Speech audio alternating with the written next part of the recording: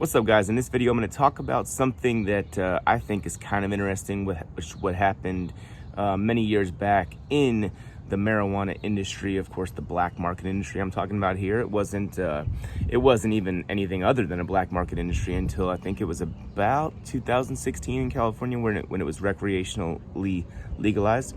By the way, that time in California where it was made legal actually immediately dismissed my court case, which was multiple felonies. I believe it was I had more than the legal amount of plants in my backyard. I had for context, the limit was 25, and I had about 125, so a little bit more. It was a very big backyard. We had a deal with the owner where we were renting the place basically with the understanding that we were going to do whatever we want, not whatever we wanted, but we were going to grow some plants, right?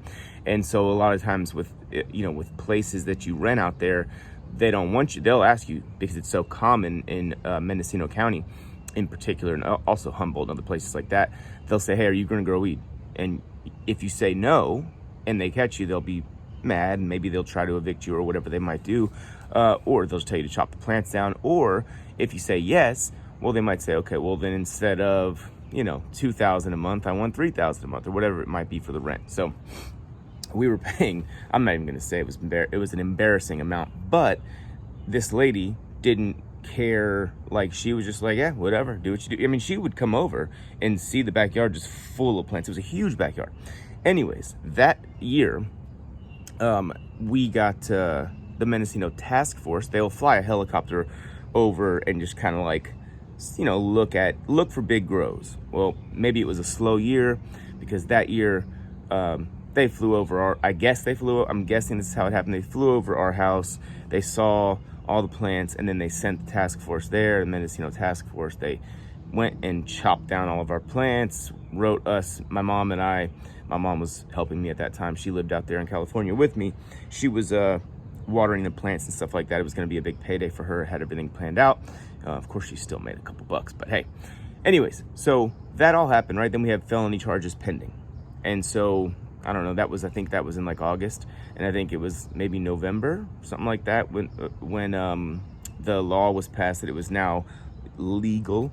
And so as soon as that happened, they and by the way, let me tell you something real goofy about this. So during the court proceedings, like, you go to court once, you go to court twice, whatever, there's like an offer made. Well, they were obviously in a rush because they knew that there was a chance that this could become legal. And so they offered me 1 year probation for like 3 felonies, 1 year probation, and a fine, and I'm not making this shit up, $15,420 fine. They literally put that, I have the paperwork. They put it, I'll have to find it, but they put that in the paperwork, in one of their offers. My lawyer comes out and tells me, hey, this is what they offer. I said, you're kidding, right? $15,420. And the reason the way they, of course, the 420 was just them being goofballs, but they come up with that number because they like charge you a certain amount of money per plant or whatever it is. And that's kind of what the basis they use to come up with a roundabout number. But yeah, the 420 was goofy. And of course, we denied it, and then it goes to court. I mean, as the time passed, it was made recreationally legal, and I asked my lawyer, said, hey, how is this going to benefit me? And he said, your charges are dropped except one felony, and they're very deceitful, or very sneaky with this one felony charge. It was called conspiracy to commit a felony. Not on the federal level, not like a conspiracy which you hear about with big things going on with some people getting arrested and going to federal prison. No, this was just a state level California conspiracy to commit a felony charge. And the reason why is because they thought that we were shipping stuff out, right? So they saw boxes and things of that nature. They thought we were doing that, right? So that was what was called conspiracy to commit a felony. But of course, boxes don't prove that we were actually doing that, so you couldn't. That one eventually got thrown out as well. We end up getting, me and my mom, completely scot-free, no charges. And anyways, so around that time, weed was becoming more expensive. It was weird. It was like, it was becoming harder to find. I'm sorry if you can hear this airplane, at certain times of the year. And because of that, the people that people that held on to their harvest, or that just couldn't sell their harvest as long as they stored it well, they were charging a whole lot more in the summertime than they would have ever been able to do, during the rest of the year. So it was wild to see this. Like, people went from not being willing to pay, like, I'm trying to remember the numbers at that time, not being willing to pay like $1,000, right? Under $1,000, they went for good stuff. And then all of a sudden it became like everybody's holding out for $1,700-1,800 for the same stuff you were paying $1,000 for, or under $1,000 for, just a few months earlier.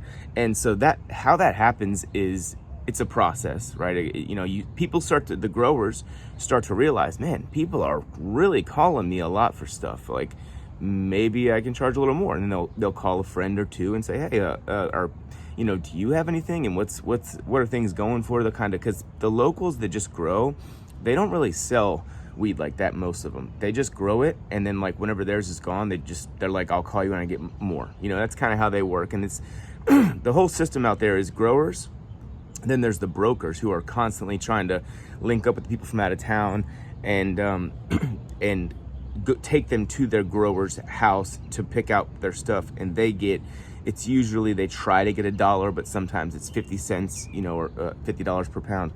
And so that's kind of how that works for the most part. It's sort of like it's just like real estate, except for with weed. That's how Northern California works.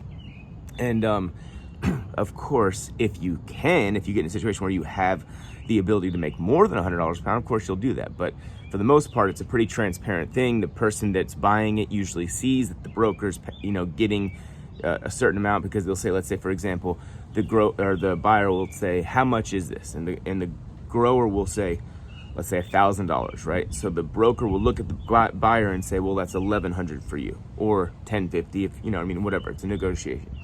So it was wild this one year, like I was saying, man. People went from, and people from out of town don't know what's going on, so they get frustrated. They get really frustrated. They're like, dude, I just paid, $1,000 for this, or $900 for this just a few months ago, last time I was out here, or whatever. And I'm like, yeah, it's gonna be $1,800, and so people that, like I said, that either couldn't sell it or that happened to have it at that time in the summertime, they literally basically got double their harvest, right? Almost. And so, and in some cases more. So that was wild. And so the very next year, I think it was the very next year, people were, very next year, people were thinking, hey, I'm not selling any of my stuff during harvest, during the rest of the year. I'm going to save it. I'm going to store it properly, and I'm going to save it until the summertime because I'm going to get more money. I even had one dude that I knew that went out there. Every time he went out there during the year, and he would go like once a month, he would keep whatever his profit would have been in pounds, and he stored that in a storage unit. And so like every time it'd be like 6, 7, 8, 10 pounds, whatever it was, of profit. And by the time summer rolled around, he's thinking, I'm about to double up and get paid, right? I'm about to really maximize my profit on these. So he has 70, 80 units, in his storage unit. And I was, I think I was living in Austin at the time, where else I was going to visit. And I came over there and I was like, hey bro, let me see one of those things you have. Cause it was, not really happening the way we thought. Like there was still product left somehow, some way. And so I went and looked at it, and his stuff, one of the ones he showed me, literally had a spider web growing in it. It was like, oh no, you didn't store it right. Like a lot of times if you just leave it vacuum sealed and in a cool, dark spot, sometimes it'll hold for a while, but eventually, especially if it gets warm or humid in there, it will start to mold. So you started to see a molding in a lot of his stuff. And I was like, oh, you didn't, like a lot of people out there, what they'll do is they'll put nitrogen in the bag and then seal it, and that will keep it fresh completely, like it's never been, like it's brand new. And so I'm like, oh, you didn't nitro seal these? And he's like, what do you mean?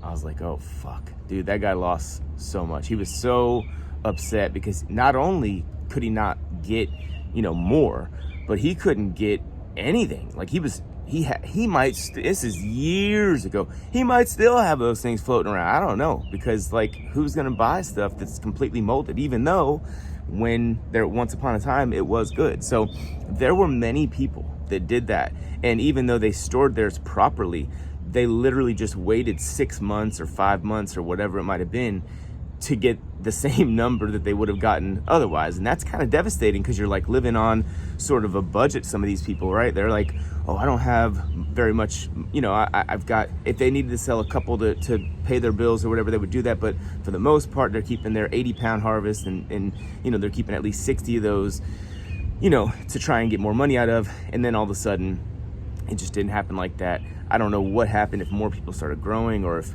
because I think that was maybe because it was legal, a bunch more was grown, and a bunch more in circulation. But yeah, it was devastating because people did not get more, and some people lost their stuff in terms of how they stored it, like I was telling you about the one guy I knew.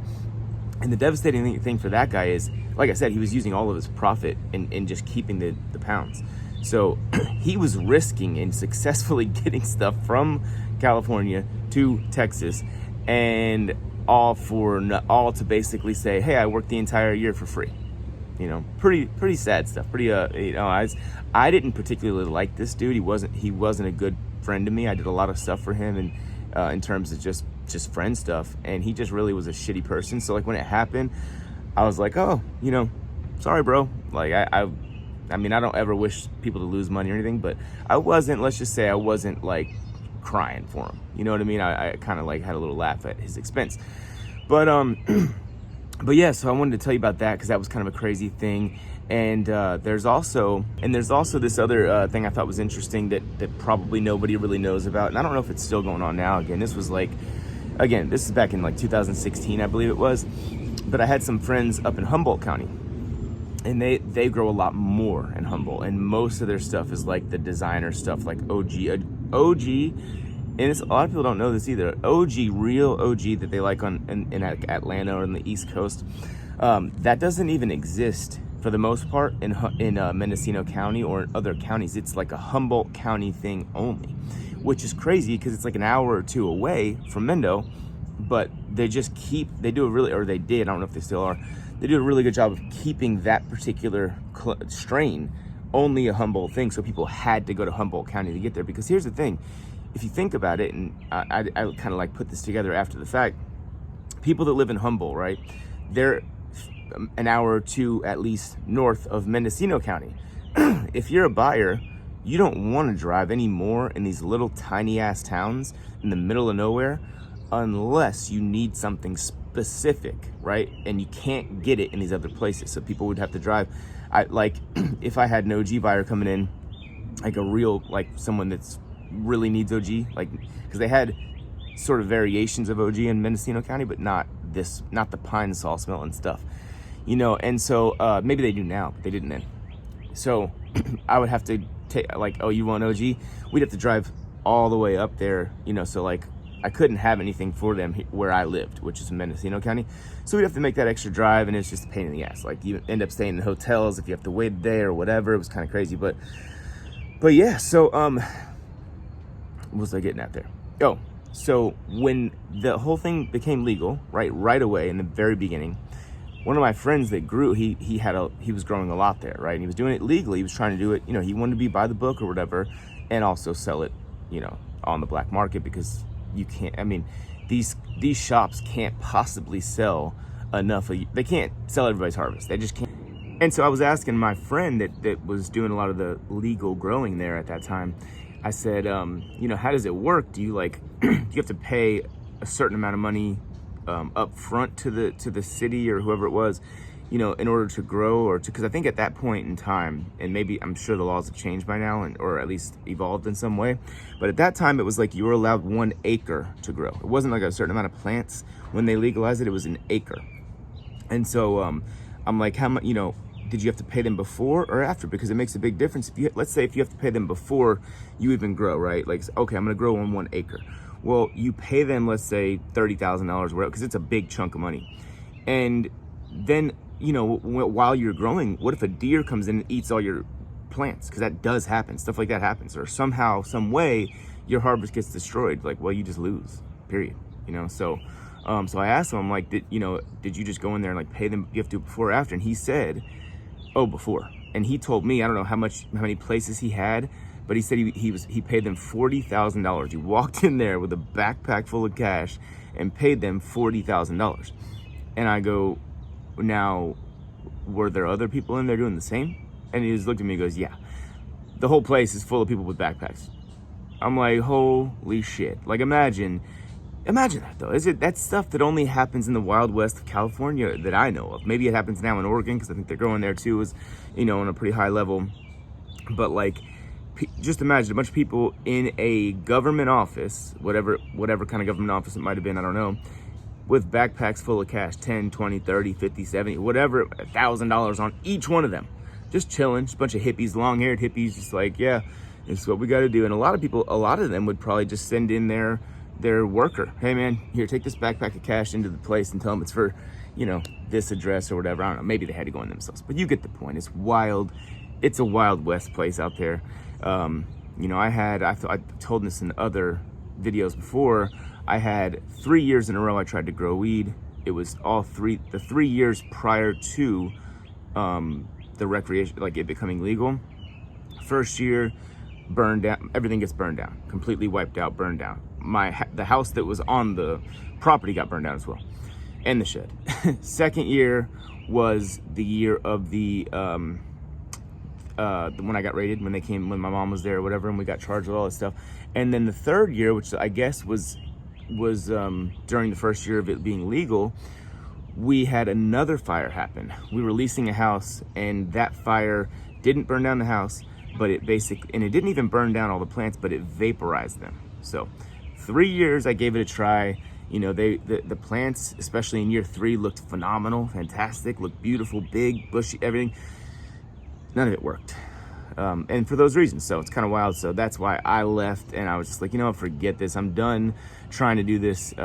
Clearly, for me, it's just not meant to be, So, anyways, just thought I'd tell you guys, some people have been requesting some more stories like this, so I figured I'd hop on here and give you what you asked for. So if you're enjoying the content, please subscribe, leave a comment, and I will talk to you guys later. Peace.